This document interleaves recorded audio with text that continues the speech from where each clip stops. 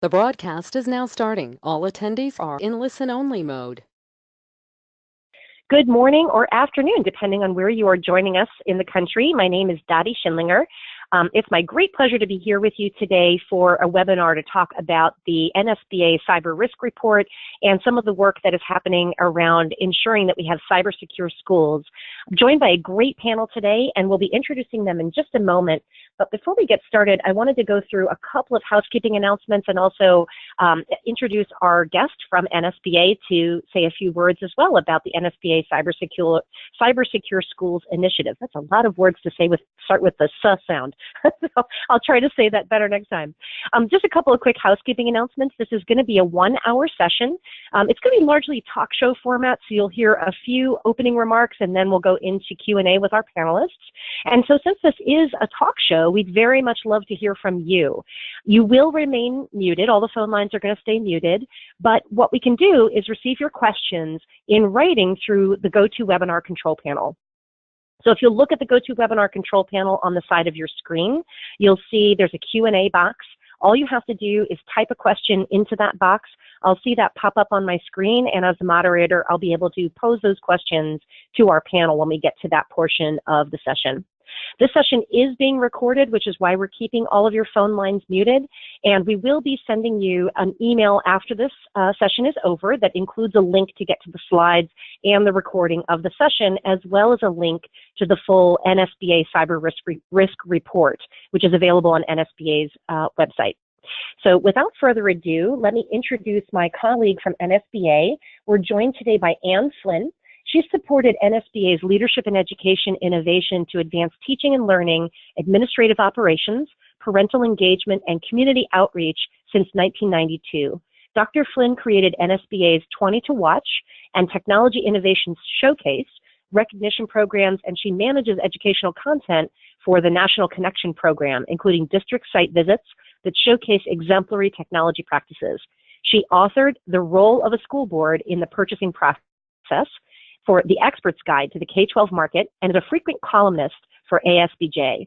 She was named as one of the country's top 30 technologists, transformers, and trailblazers for 2014 by the Center for Digital Education.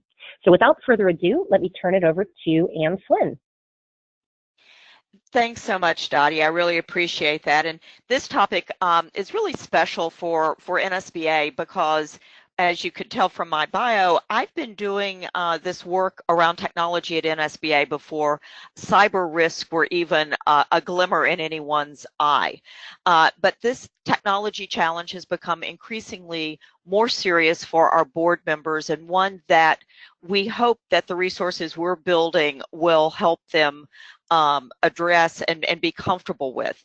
One of the things that we did this is sort of coinciding with the launch of the NSBA Cyber Secure Schools website. And I just really quickly wanted to make sure folks know what resources are available. We set this up specifically for school board members and school leaders. So much of the fabulous information in this space is so technical and very quickly can lose a layperson in the terminology and the challenges. And we wanted board members to be as conversant with threats to cyber issues and their role and responsibility around these things as they are with their work with, say, the finances of a school district. And thanks to our long-term and really terrific partnership with Board Docs, we were able to do this first study that will be discussed today to kind of get a baseline of comfort level and knowledge around this group. But the front page of the site very quickly has 3 areas: the Knowledge Center, Tools, and Career Pathways. And as you go through those, we have the ability to take a deeper dive into each one of those areas. And I am attempting to advance my slides. Perfect. So on the front page of the site, one of my very favorite people, Doug Levin, in this space, who runs the K-12 Cybersecurity Resource Center, is allowing us to use his cyber incident map, so you can immediately see where K-12 incidents are happening, and those are then able to, once you're on his site, you can link through to the pin and see what that particular incident was. And so that remains a very engaging front page of the site. But taking a deeper dive into the site takes us into the knowledge. Oh, I was getting some back. In the Knowledge Center, and this gives you resources, some very simplified definitions, the current laws that are interfacing with cybersecurity and K-12 education. And if you really get hooked on this cyber area, there's a free online newsletter called the Cyber Scoop, which is not devoted just to K-12, but it gives you daily updates of the horrors that are happening from the government to private industry about the latest breach that's taken place.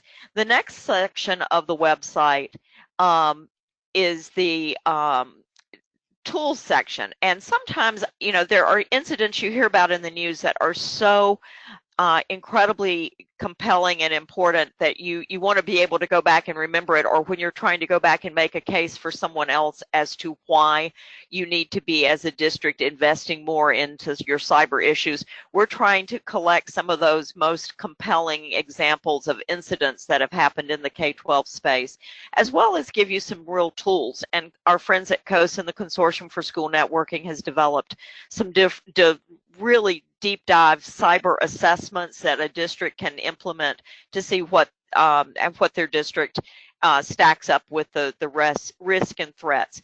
And then the final section that we created was one for career pathways. And the reason we put this in, first of all, there's some terrific information that always wraps around why students need to be considering a major in cybersecurity. So that data is really good. But we also want folks to be able to see that there are some really strong career pathway clusters and programs for students in their districts who may want to look at this as a long-term career opportunity. So that is really what we've put together. It'll be refreshed, as sadly these incidents, I'm sure, will continue to evolve. We have an ability for anyone visiting the site to request some additional information. I am looking forward to creating an NSBA Cyber Advisory Council that will help us stay abreast of what's happening in the districts, as well as what we can better do to create resources to serve those needs. So, you know, by all means, visit the site, sign up, and you will be routinely informed about when we're adding new things. And we also are launching a series of webinars over this next year, monthly or every other month, that will hit different aspects of this challenge. And today, I am really honored to be able to turn this program back over to Dottie Schindlinger, who started the program. She has the unique opportunity to have a title of a technology evangelist for Board Docs. She has been traveling the globe, literally speaking around the world on these issues. She was a founding team member of Board Effect, a board management software platform launched back in 2007 that really focuses on the needs of healthcare, higher ed, and nonprofit boards. She has spent over 15 years working in a variety of governance roles, and she's really had a diverse background that puts her in a terrific position to lead today's conversation. So Dottie, with that, I will turn it back over to you. Great. Thank you so much, Ann, and thanks for sharing the resources that you've put together. I think that's going to be an incredible gold mine of information for the schools that are joining us today. So hopefully they'll take good advantage of the resources that NSBA is making available, and thank you for walking us through that. That was super helpful. So Ann, we're going to invite you to stick around if you're able to do so. We'd love to hear any questions that you have as we go through today's conversation, but I'd like to take a moment and just really briefly mention who our other panelists are going to be, and we're going to give them each an opportunity to introduce themselves briefly. So I'm joined by Kevin Syak, who was, until just very recently, the NSBA president and board member. He's also president, and he's a board member of Sayreville Public Schools. And also we're joined by James Page, who's the Director of Information Technology and Project Planning for the New York State School Board Association. Kevin, do you want to briefly introduce yourself? And then James, I'll ask you to do the same thing. Sure. Thank you very much. I'm Kevin Syak. I've been a school board member actually since I've been 19 years old, and next year will be my 25th year on my local school board. I've served as president of the New Jersey School Board Association from 2006 to 2008, and I just completed my term as the 70th president of NSBA. And when I'm not doing school board work, the job that actually pays me a salary is a finance leader for General Electric. And they've been incredibly supportive of all of my public education endeavors and school board leadership. Thank you so much. And James, do you want to introduce yourself briefly as well? Yes. Good afternoon or good morning to some of you. My name is James Page, and I'm the Director of Information Technology and Project Planning for the New York State School Boards Association. I've been in IT area for over 25 years and have do a lot with security for other organizations and belong to some other what we call ethical hacking organizations. And in my spare time, I love to play golf. So. You have spare time? I had no idea. Very low. James and Kevin have the distinction of being two of the busiest people I know. So the fact that you ever have any free time is really kind of amazing to me. So, well, thank you both so much for taking some of that incredibly busy time and spending it with us today. I think we're going to have a really good conversation. This is a conversation that we actually started back in April at the NSBA annual meeting. We had an opportunity to go through some of the research that had been put together on school boards and their sort of level of readiness for cyber risk. And so we talked a little bit about that, and we thought we would continue that conversation today, starting out by providing, just again, a quick overview of the data that was collected in the 2018 cyber risk report. But bear with me for just a moment here. I'm going to make a quick change to how I'm sharing this. I'm understanding that we're getting a little bit of kind of weird signals here. So hopefully you can see my screen now. And good. Okay, I think it should be a little bit improved. So hopefully that will help out. Well, before we get started with our talk show portion and our conversation, I want to just really quickly run through some of the things that were put together in this report. Now, we worked with NSBA, really, I guess, going back about almost a year now, in putting together this survey that went out to school board members across the country. And what NSBA was interested to learn about, and what we were interested to work with them to learn about, was not just are schools ready to deal with cyber risk, and are they protecting student data appropriately? We were interested to find out, what are school board members themselves doing around cyber risk? How ready is the school board to talk about these issues, to deal with these issues? What kind of preparation is the school board itself going through from a cyber risk perspective? And so we put together a series of questions designed to just kind of ascertain where are school boards on that spectrum, from really not knowing anything at all to being very prepared and really well versed in the issues. And so the report, really sought to capture that information. We finalized the report and got that published just in time for the NSBA annual meeting. And so the data is still relatively recent, even though we began the collection process just about a year ago. I would say that we were still collecting the data and get everything squared away right up through the end of 2017. So this is still, relatively recent information. But before we kind of talk about the information that we gathered in the report, I always think it's helpful to give a little bit of a grounding in where we are just generally in terms of cyber risk overall. There's quite a bit happening in terms of cyber risk in the education community. As I'm sure you're all aware, U.S. Department of Education warned of impending breaches for schools, and within about a week or so of that warning, there was a major breach that happened for about 800 school websites. This all happened through a breach of a service called School Desk, which had an insertion of malicious code into an iframe. And so suddenly one morning, 800 schools came in, and there was an ISIS training video showing up on their homepages for all these 800 schools. So that was an example of something that was being targeted at school groups. There's also a number of things happening specifically to target groups that maybe are a little bit less sophisticated in their cybersecurity prowess, mostly because the cost of Bitcoin had been exploding. So there was a lot of focus on ransomware, so trying to insert malicious attempts and really trying to attack schools with ransomware, just seeing if, attackers could make some easy money, to be quite frank about it. And so that was something that was really increasing. But if you look at the data overall, in 2018, the prediction is that it's going to top $6 billion US dollars in terms of the cost of data breaches. That number, by the way, is predicted to climb to 6 trillion by the year 2021.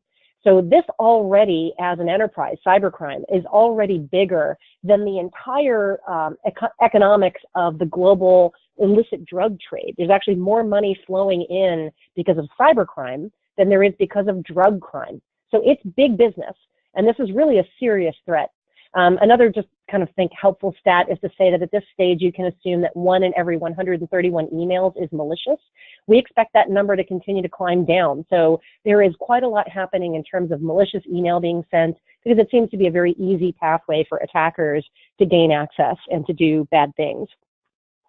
So we wanted to find out, what is the level of awareness, what's the level of preparation on the part of school board members.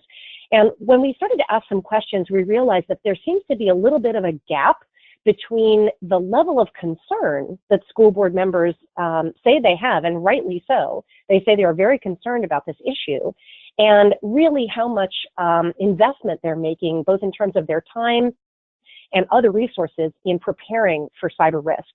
So for example, we asked whether school board members believe that using digital technology for their own communication has decreased security, and a little less than half, about 42%, say, yeah, that's probably true. The fact that we are communicating through digital means might make us a bit more open to potential bad actors.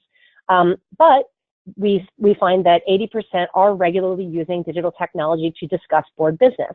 Now, the fact that they're using digital technology doesn't mean that it's automatically going to be unsecured, but it could mean that it is an area of risk that they might want to pay attention to. In particular, if they're using, for example, unsecured email to communicate back and forth with one another, it can provide an entry point, and so that could be something of concern. So we also wanted to find out, what other kinds of cyber readiness programs are boards going through. So the school board itself, are they thinking about cyber readiness? We asked whether or not there'd ever been a security audit conducted of how the board communicates. 82% of schools told us that there has not been. We asked whether or not school board members are required to participate in any cybersecurity training. 67% said no. We then asked, well, does the IT or data security team within the school district oversee how the board is communicating? And only 13% say that that is true. And then probably the one that is maybe the most concerning is we asked whether or not there is any type of a cyber crisis plan in place. And half said they really don't know. That more than half, actually, 51% said they don't know. Another 39% know for a fact that there isn't one. So the fact that you've got 51% saying they don't know if there's a cyber crisis communication plan, another 39% saying they definitely know that there is not a cyber crisis communication plan. I mean, we're basically at, close to, 90% there, where we can probably say there's likely not to be a cyber crisis plan. One would think that if there is a cyber crisis plan, the board would not only know about that plan, but would understand what their role in the plan is, and that they would, in fact, have a role. As you can imagine, if there is, in fact, an incident, the board is going to be asked a lot of hard questions. There's going to be some board meetings where there are going to be hard questions posed, and one would think that part of that cyber plan would be a crisis communication response. So that's a little bit concerning. We also then wanted to find out about board documents themselves. Now, of course, most board documents that school boards are dealing with are open to the public, and that's completely expected, and that is the way that it is supposed to be. But there are, at times, pieces of information that are kept for closed session, that really have to be handled much more sensitively. And what we don't know is whether or not there is any sort of intentional protection of that information happening in a digital perspective. So we asked whether or not, schools are keeping board documents on public file hosting sites. About 13% say that they do. About 20% store them on personal or external drives. 39% of them keep documents on the school website. And we can assume that 39%, probably what they're keeping on the school website are the publicly facing documents of the board. So the agendas, the minutes, the things that they would need to make available to the public anyway. So that one, makes a little bit more sense. I think the part that is a little bit more concerning would be the information that is being stored on personal and external drives. Because the question would be, what is that information? And the fact that it is on personal drives and personal computers might mean that it is outside the control of the legal team at the school, of the IT team at the school. And so, should we go through discovery process? Should there be FOIA requests? Is there information that needs to be harnessed from individual directors' computers and phones and other mobile devices? It's just a little bit concerning if there's lots of copies of stuff floating around out there. It just makes it a little bit harder to manage and also a little bit harder to make sure it's secure. We asked whether or not they're keeping information on a secured site. About 42% are doing that. So that's a very encouraging number. We'd like to see that number obviously climb because I think security of this information is very important.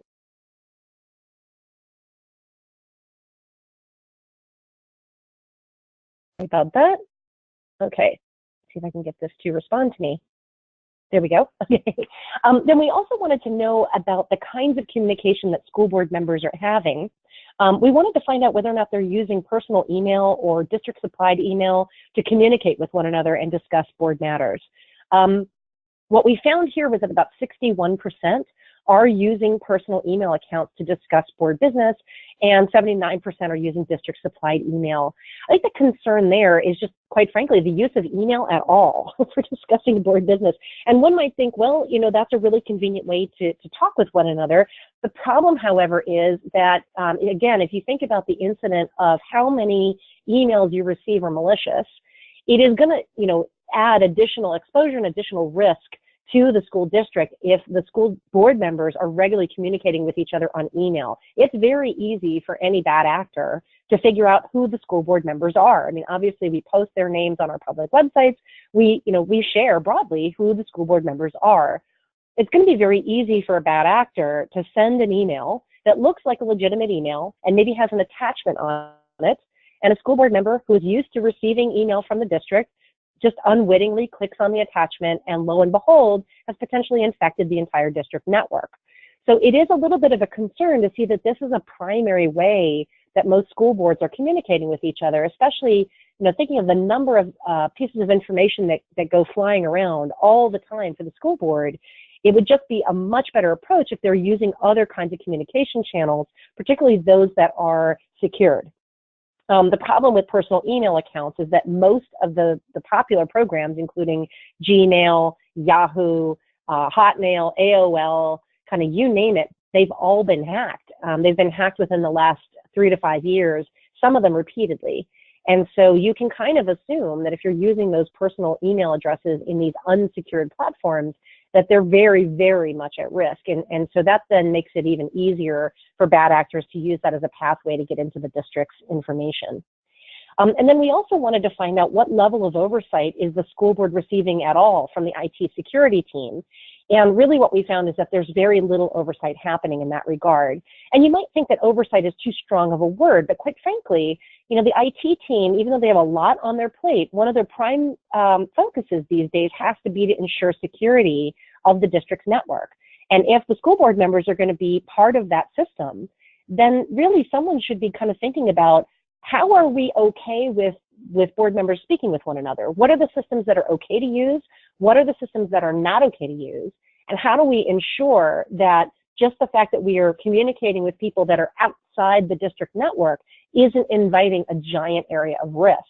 So it's just one of those things that maybe isn't thought about a lot. About 69% of school board members are regularly downloading board documents onto personal devices, which then would be outside the firewall, would be outside the control of the board clerk, outside the control of the IT director, and about 37% are downloading that information at least half of the time. So there's a lot of information that is kind of going outside the system and is going in and out of the system, and that's where we think that there could be some risk being invited. So what we would recommend is that it makes sense to take the time to create a secure board communications policy that gives some oversight authority to the district's data security team, really just inviting them to be part of this process, not because we want the IT team to read every board communication or read every piece of information that the board sees, more so that they're overseeing what are the appropriate methods, what are the appropriate protocols, who should have access to what information and under what circumstances, and then just how is all of this being managed. And then finally, it is very important to have the board understand their role in overseeing cyber risk. We asked a question of whether or not there had been a security audit conducted of the board's communication practices. 51% said they had no idea, and 31% said no. So we know that there's a bit of a gap there. They understand that cyber risk is a big deal, but they're not really thinking about how do their actions potentially invite risk, and how should they be thinking about their own communication, their own management of secure information, making sure that it remains secure. Finally, we also wanted to find out about some of the communication practices. The superintendents responded that 32% oversee and 28% facilitate board communication methods. So we are seeing that there's a little bit more action happening on the superintendent level in terms of overseeing how the board communicates, which is very encouraging. But again, I think it would be a good idea to invite the IT folks into the room just to provide that added layer of oversight and consideration from the cyber risk perspective. We also noticed that very few schools are granting oversight of board communication methods to district personnel, most normally associated with managing risk. So we ask, who manages the risk? Most often it's the superintendent, but it would be a really good idea if the IT team is involved, if the general counsel or school attorney is involved, maybe the audit and risk committee.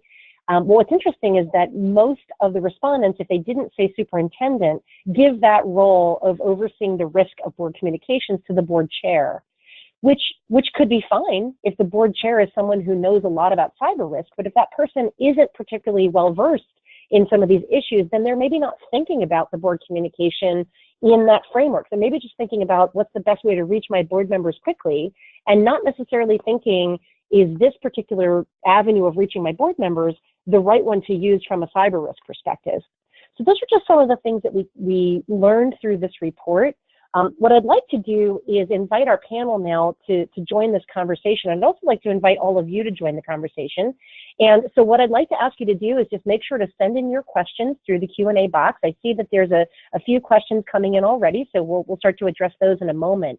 But I'd like to just start out by asking a question of James specifically. James, I know you've got the background. You are the IT director for NSBA. How much of an issue do you think cybersecurity really is for schools? One of the things I think we heard through the survey results were some concern from board members that, well, look, board documents are public domain anyway for school boards, so how big of a deal is this really? We're not high-value targets. Why is this something that they need to care about? What do you think about that? Very good question, Dottie. And it is something that I think school districts should be aware of. As we've seen, and there's a lot of us always think that everyone's going after the high-value targets, the target, no pun intended, the Equifaxes. But there's a huge growing body of groups that are out there that are looking now to attack state and also not-for-profits. And when I say state agencies, we're also talking about schools. As we might have known, in terms of the city of Atlanta, they were held ransom for quite a while. I think it was over 30 days. And they had to pay millions of dollars to get their data back or to restore their systems. So it is a very growing concern, because a lot of these hacker groups, they see states and not-for-profits, I'm going to say schools for today's audience, as the low-hanging fruit. Because for the most part, they know that we like free and low-cost solutions. So when you start talking about, I know a lot of school districts, they utilize applications like WordPress and things of that nature for their websites, which are nice platforms, but they're open source, so they're a little more easily to be compromised. And from a hacker's point of view, when you look at some of these large organizations, they have compliances that they have to maintain. They still get compromised, like Sarbanes-Oxley and HIPAA. But on a lot of school districts, they don't have those compliances. So from a hacker's perspective, the best compromise is when I compromise you and you don't even know you've been compromised. So getting back to one of the things that what Dottie was talking about was that security audits, and those are crucial, and every school district should be implementing those. But also know one thing: one security audit does not meet everything, because you can start talking. A security audit can go anywhere from $500 to $20,000. So you need to really discuss what the scope of that audit is going to be and what are the results that's going to come out of that.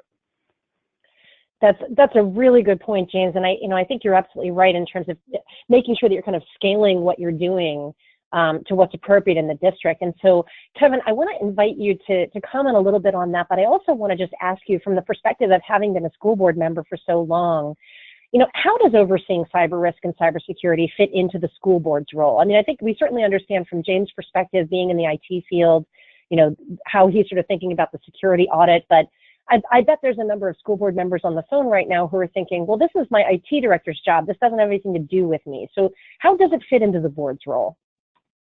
Well, I think my first reaction would be it may not have anything to do with you until it blows up and it turns its face at a public meeting, and then all of a sudden it's going to have a lot to do with you.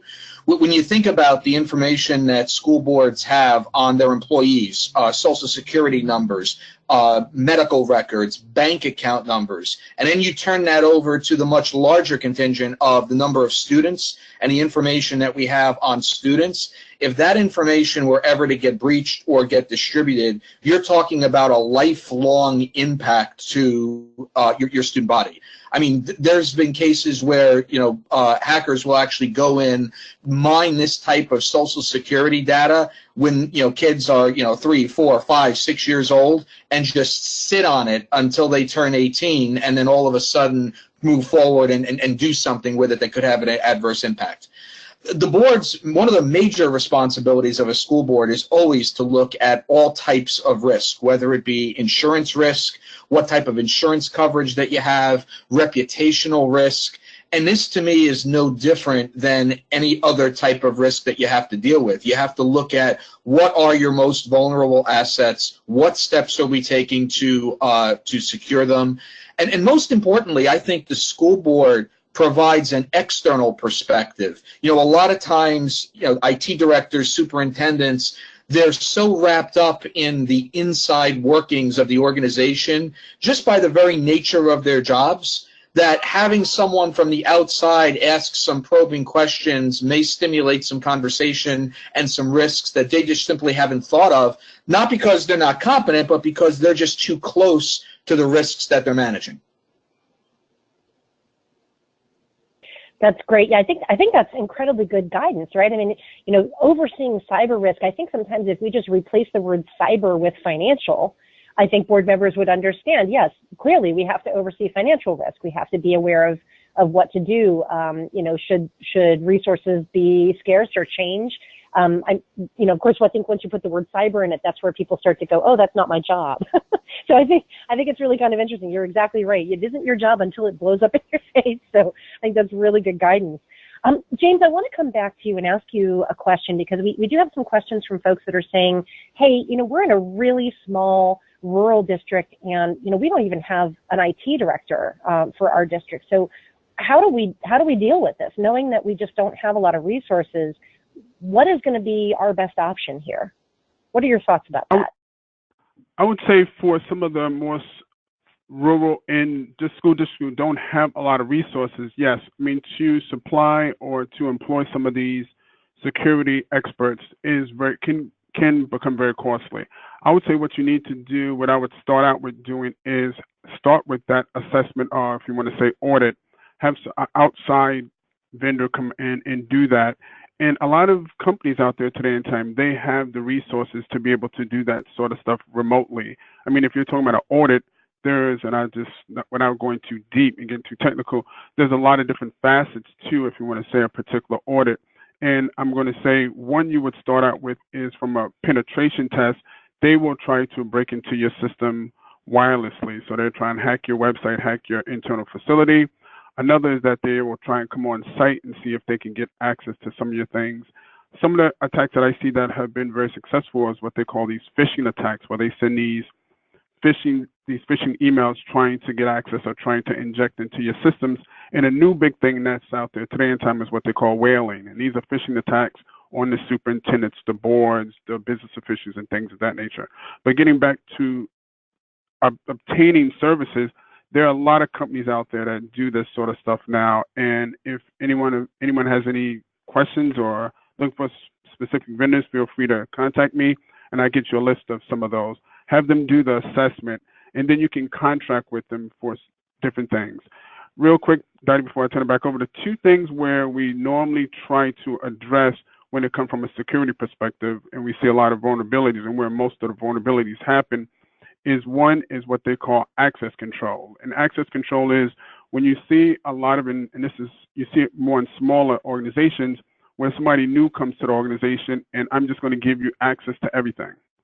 So, and then with that being the case, what happens is that account gets compromised, and now whoever compromises it, they have access to everything. Another thing which we really see is what they call inventory control. So you need to know what devices are accessing your network and making sure that they're patched and things of that nature. That's what happened in some of these bigger organizations. They had systems, but they had outdated software. You know, those Windows security updates that we get and we ignore, you need to take heed and make sure that you're patching not just your desktops and stuff like that, but your servers and your websites and things of that nature. That's very, very helpful. I think that's really good advice. And actually, James, I want to ask you a quick follow-up question there, because we did get a question from the audience saying that, you know, they have an ISP that is managed through their local ISD, and so they have kind of limited control over their security management, and just wondered, you know, what might be some things that they could do to protect themselves. What do you think about that issue? Well, if they're dealing with an ISP, yeah, and the ISP is probably dealing with a lot of the stuff that's coming into the building, but they can still do an internal audit of what's going on inside of their organization. And if if they bring somebody in, they can also implement programs, and even if you want to say appliances, that can add another layer on top of the ISP. And also you want to do an audit of, is your ISP doing what they're supposed to do?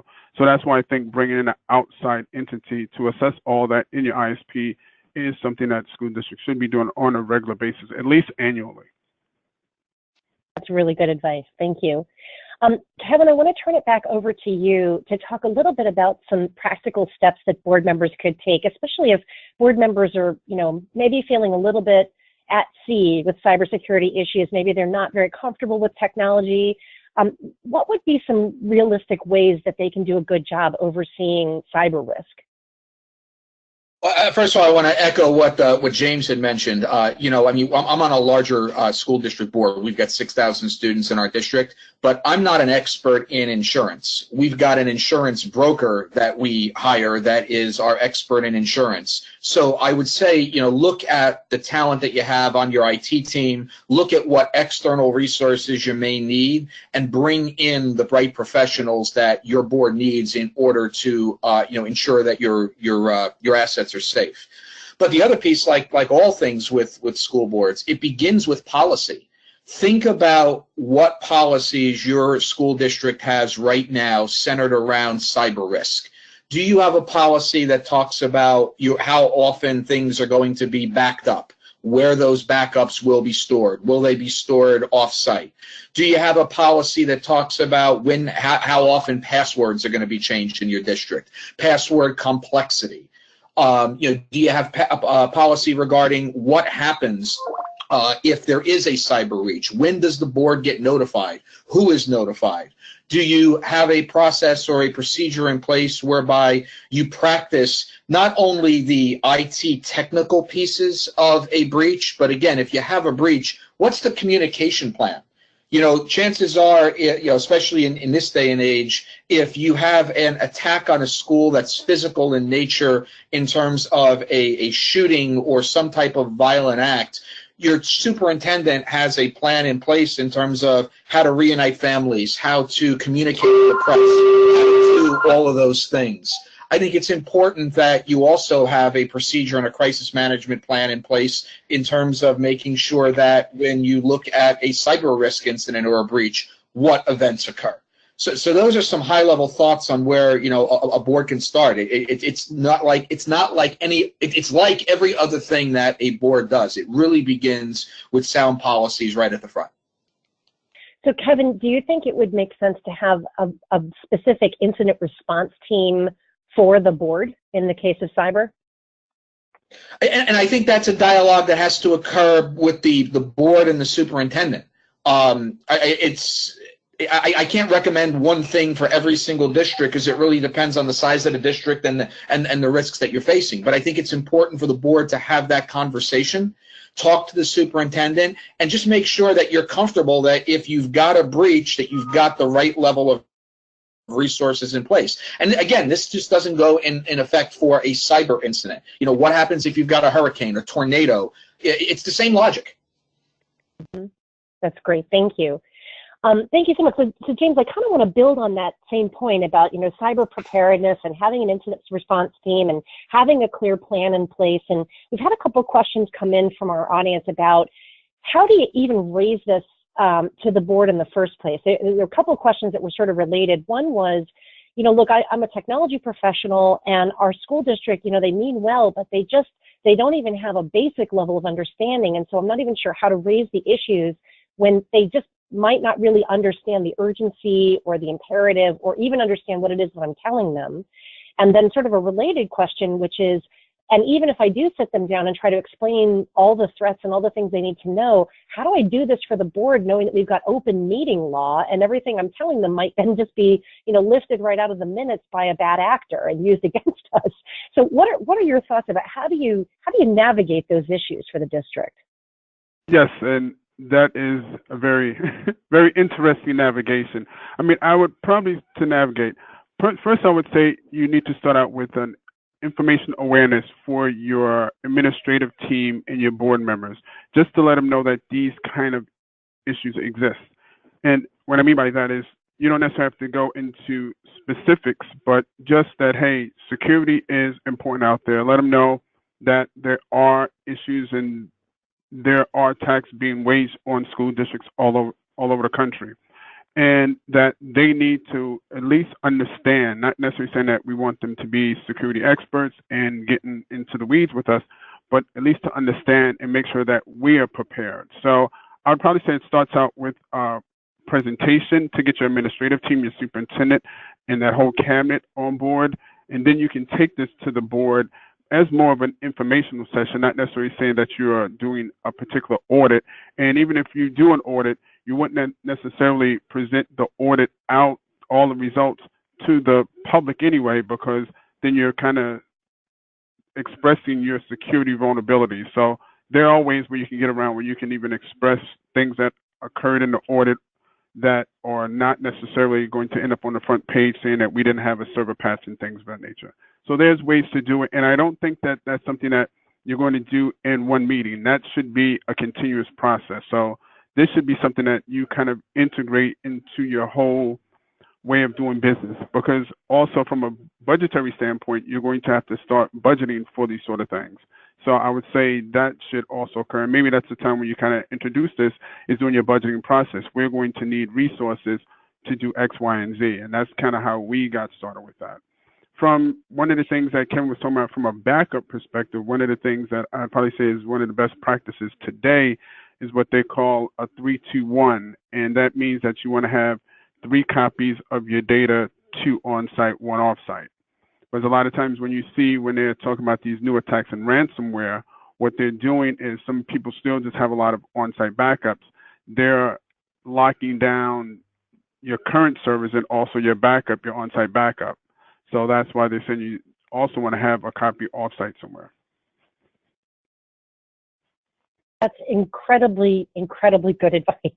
And actually, something occurred to me as you were speaking, James. I know that you've got a background in doing ethical hacking, and I wonder, first of all, if you could just make sure to explain to people that might not be aware of that term, sort of what that's about. But is this potentially a role for the state school board associations to play? I'm wondering if you might want to speak with your NSBA hat on for a moment. Is this something that you'd like to be asked by school districts to help coach them and partner with them on? And then, Anne, if you're still on the line too, I'd like for you to talk a bit about the resources that NSBA is providing. And so maybe we can kind of approach this from the perspective of, should you hire an ethical hacker, and what is that? Should you reach out to your state school board association, and for what kinds of services would be the best? And how should they interface with NSBA? I'll ask Anne to answer that last one. Okay. Well, yes. Well, ethical hacking is you have groups out there, and mostly when you're contracting with companies to do what you call your security audit, penetration tests, and things of that nature, they're called ethical hacking. So we would go in and we just don't go through systems. Somebody would say if they would want me to engage with me outside of school board, so this is outside of my IT director's head at New York State School Boards Association, we would pick a resource on your particular system. So you don't want people just hacking into your system, even if they're assisting you, just going willy-nilly. They're going to say, hey, I want you to go to our finance server, and I want you to get this file, or I want you to go this and get this particular student data, which may even be fictitious.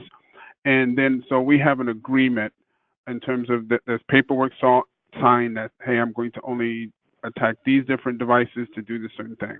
So that's kind of what we call that ethical hacking for the good of the organization, if you want to say, or the entity.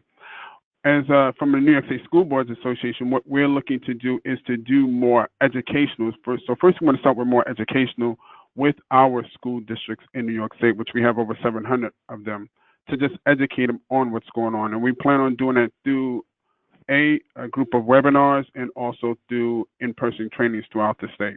And also I was looking at some of the stuff that Ann was talking about, and I think NSBA is doing a fantastic job in resources that they're also providing out there to members. And Dottie, I'd like to follow up that you asked me about. You know, a couple of things earlier in the conversation. You know, particularly the question about being a really small district. A reminder that in a lot of parts of the country, the area education service agencies, BOCES, RESAs, whatever, are providing some of that technical support, especially for those smallest districts that are challenged to do this. And with all the technology devices that are out there and the systems and everything, a lot of the research I find and folks I talk to, human error often is one of the greatest triggers for these risks. And so that's something that just in terms of helping educate staff, students, personnel, and associated with the district can go a long way in helping address some of these issues. And then with the question around the types of crisis plans, I would urge people to think about that in two parts. One, a crisis plan for the inside technical securing, shutdown, immediacy of a breach, and then a outward-facing crisis plan of how you're communicating that and in what kind of a timely fashion to the public, because with these things now, it's not necessarily an if it happens, but potentially, sadly, when it happens.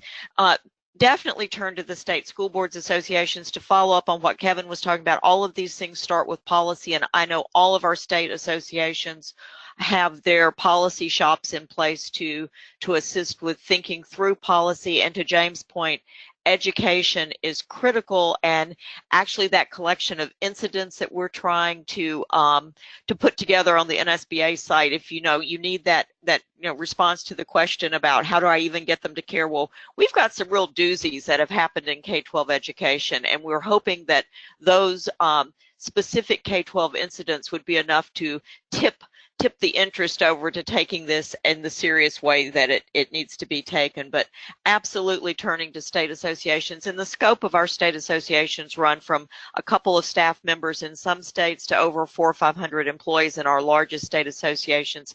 So certainly district leaders will find different levels of capacity to support this work at their state associations, depending on that human capacity. I think that's terrific. And I think, going back to your point about policy work, I think a number of our questions coming in from the audience are, could you send me some sample language for a secure communications policy for the board, or just cybersecurity policies generally for the district? I think there's a lot of interest in those kinds of samples. So what I'll do is, I certainly have a few samples I can pull together, and I'll invite this group on the phone with me to share their favorite samples, and maybe we can try to provide some links to example language. And certainly I would think connecting with your state school board association to take a look at those samples and then create something that's specific for your school district and appropriate to your state would be the right approach. So I'll invite the panel to maybe share your favorite examples with me, and we can get that out to the audience as well. Yes, Kevin, Daddy, please, go right ahead. Can I just that in most school boards, most state school boards associations have a policy unit, so you can reach out to them. But yes, we will share all of our stuff with you, and you can put it together in the document. And just one other thing, just harping on what Ann was talking about, that yes, we do see most breaches do occur because you have that human error complexity. But even if you do to an automated process, and a lot of companies have automated in terms of patching and things of that nature, you need to check those, because a lot of these big companies that were compromised, they had these automated systems, but nobody was checking to make sure. They just assume, hey, I got somebody else doing the patching, this automated process, and that process might have got hung up or locked up 3 or 4 months ago. So now you've been vulnerable for that period of time. So even if you do automate this and pull the human piece out of it, you do still need to go back and check that periodically. Yeah, I think that's really important. So Kevin, I want to ask you a specific question related to kind of bubbling this all up to the board level as well. First of all, I'd like to invite you to talk about any of the things that you're doing there at Sayreville Public Schools related to cyber risk. So if there are things that you'd like to share, I think you should certainly take the time to do that. But I also wanted to just ask your opinion or your take on the idea of ensuring that board members are receiving cybersecurity training, whether or not you think that's a good idea. And do you think that there should be some requirement for board members to demonstrate some level of basic proficiency in cyber risk? Maybe not, become a cybersecurity expert, but really just demonstrating a level of proficiency and asking the right questions. What do you think about those issues? I think that from a cyber risk standpoint, training is imperative. I hesitant, especially being affiliated with the National School Board Association, to say anything should be mandated. It's really up to the local board. But there should be some level of cyber awareness training, just in terms of, at least at a minimum, the types of questions that school boards should be asking, and kind of relating the school board work to cyber risk and that same process in terms of asking questions. And I think the other piece too is learning about the risks that are out there, and not necessarily best practices to mitigate them, because I think that that's really the administration's job. But again, being able to ask the right questions in terms of, are we doing a good enough job to mitigate those risks? If you think about it, we don't necessarily say that training should be mandated for boards on insurance. Boards are, by their nature, strategic bodies. So I just think it's a level of awareness type training that needs to be provided to school boards in order for them to be able to be, exercise good governance. That's great. That's really good. And so, Kevin, do you want to also share what kinds of training are you aware of happening there at Sayreville Public Schools? Is that something that you've maybe participated in as a board member, or can you speak a little bit to some of the things that you've seen around cyber risk for your school district? As a board, I've shared the information that NSBA has sent out, because I serve as the board president. So their information on cyber risk that they've sent out, that NSBA sent out, I've shared with my board. We tend to go in deep with regard to cyber risk as part of our budgeting process. And when we look at the things from a technology standpoint, we bring our director of IT in. He's also a assistant superintendent in our district, so by its very structure, he's part of the senior leadership team. And we have discussions about, look, what are the things that would make us most vulnerable? And one of the things that we discovered, just as an example, that we fixed, is we actually got hacked as a school district about it was about two years ago. And the interesting part was, the people who penetrated us weren't interested in our data. They actually were using us as a conduit to hack other entities. So sometimes as a school district, even if you don't think your data is that important, you may actually be used as a conduit to kind of disguise where the hack is coming from, and you end up being a pass-through entity. And it took us about 3 or 4 days to discover that breach, because basically at that time, all of our firewall logs, which monitor traffic that goes in and out for suspicious behavior, were being monitored manually by an individual. And when you think about the amount of traffic that goes through a 6,000 student school district, it takes a while to go through all of that data. So we've now put in place and upgraded our firewall software such that there's some automated monitoring behind that to flag things. Now, the danger with that is it's still, now it's automated. You can't always rely on a machine. So it requires a balance. But that at least would help detect suspicious behavior a lot quicker. And certainly the particular attack that we had, we would have detected a lot quicker had we had that in place. But that's an example where you continually monitor the situations that you're in and look at the budget process as a way to respond to those. Great. I think that's really helpful guidance. I'd like to, we just have a few minutes left here before we wrap up. And so, Kevin and James, I want to give you each the opportunity maybe just to kind of share a last few parting thoughts, maybe just sort of best and final. So James, I'll start with you if there's some things that are on your mind that you'd like to share with folks on the phone.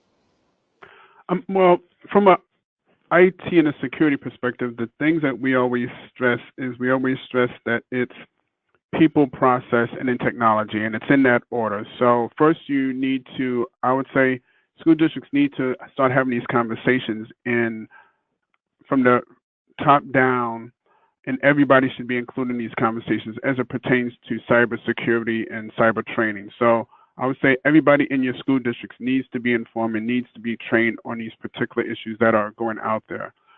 From a resource perspective, there's a nice site out there which we use a lot in the IT security, and it's sans.org, sans.org. And I say for those who are techie on the line, definitely go to that site. And for those who are not, I would share that with your IT directors out there and have them just take a look at that. There's a ton of useful information out there that can get them started.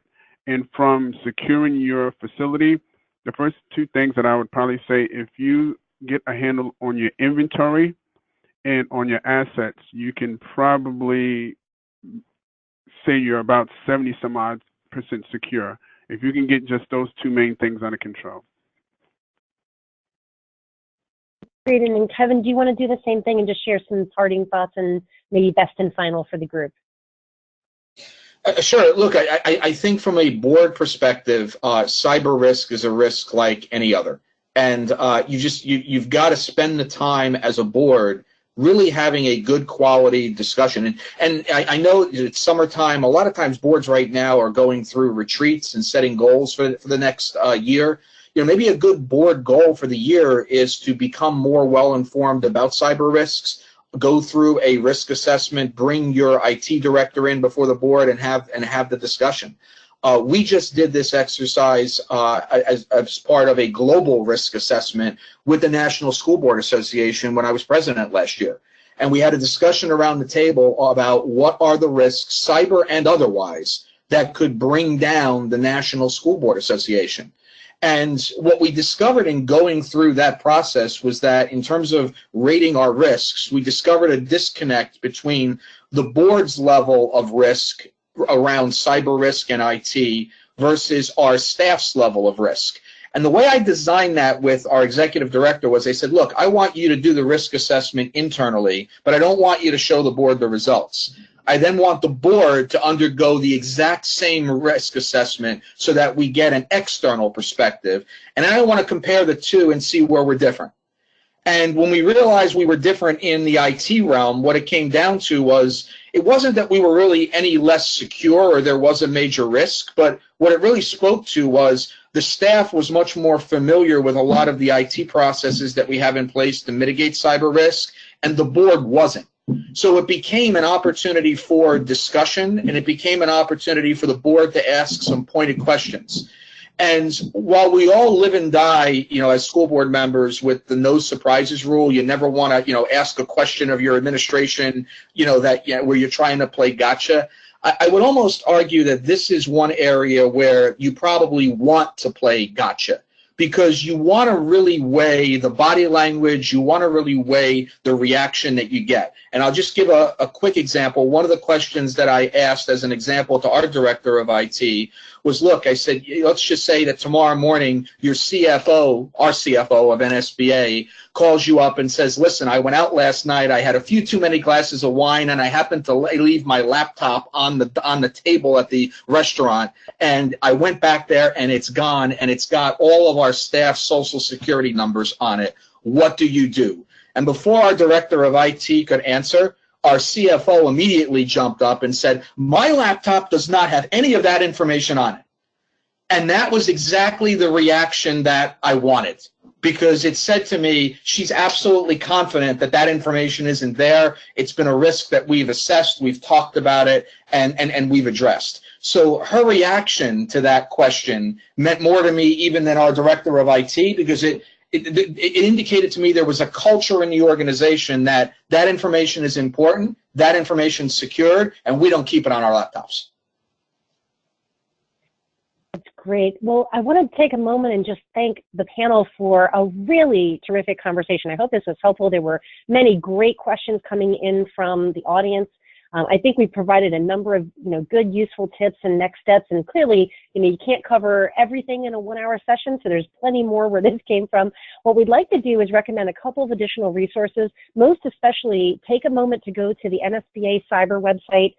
So I'll just bring that back up on the screen again for those that didn't capture that address in the beginning. So it's nsba.org/cyber. That is where you can find the full report that we've been referencing today, the report with all the data on the board's report on cyber risk. You can find that there for download.